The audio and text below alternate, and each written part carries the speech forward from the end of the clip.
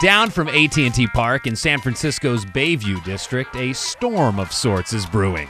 The Niño Training Center, founded by one of the top mixed martial arts fighters in the world, Gilbert Melendez, is welcoming folks at all levels for MMA, wrestling, and jiu-jitsu training. I think it's an up-and-coming community. You know, this is the area that lasted when the whole city burned down, so I like that that's over here, and I think this is a great place for anyone that wants to get discipline in their life, anyone wants to get in shape, anyone wants to learn the art, anyone that wants to just become a fighter, anything, anything is here. This is just good for the soul, good for the mind, good for the health. This is just the place. This is a fountain of youth. I call this place the fountain of youth, so that's why I think people should come out here. In college, as a wrestler at San Francisco State, Melendez formed a bond with a fellow teammate who's now another MMA headliner.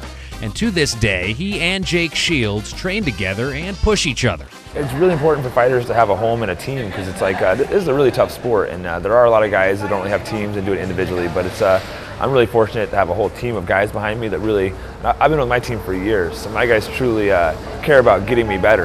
Guys like Gilbert Melendez, Nick Diaz, Nate Diaz, we're really behind each other, and we're not just out there for ourselves, we care about getting each other better, and that pushes all of our competition level up. Melendez has fought in a variety of organizations. He was the first WEC lightweight champ and now holds the Strikeforce belt that he'll defend in mid-December on Showtime, while fights in the UFC are on the horizon. At the end of the day, that's definitely where the goal is. You do want to be in the UFC because that's the biggest stage in the MMA sport.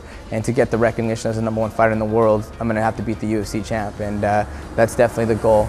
But I'm happy to be in part of Strikeforce. Strikeforce is a great organization.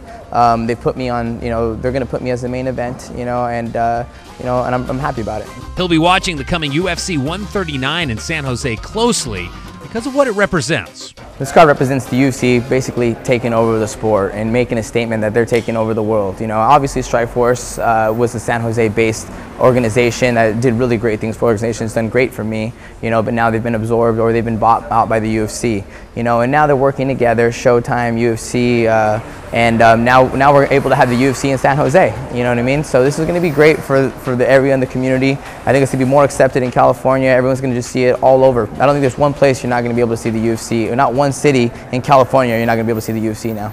Let's break down the card if we can. Yeah. You're looking at Dan Henderson and Shogun Rua in a battle that people wanted to see back in Japan in their Pride days, right. And now it comes together. What do you expect from this headline fight? First of all, you got two amazing fighters. These guys both like to strike, and it's going to be fireworks, definitely. Dan Henderson has a strong right hand, really tough guy, real hard-headed, real grinder, and you got Shogun, who has plenty of weapons, and he's a grinder as well. I think on the feet, Shogun has the more of the weapons, but Dan Henderson has the harder punch. They both have heart, they both are going to push hard.